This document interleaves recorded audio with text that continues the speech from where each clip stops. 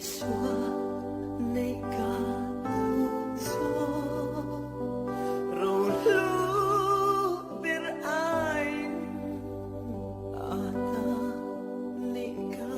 tu lấy sung gió nay ai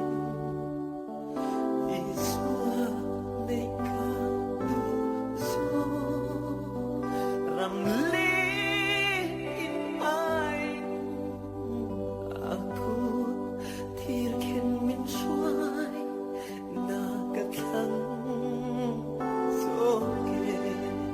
Ram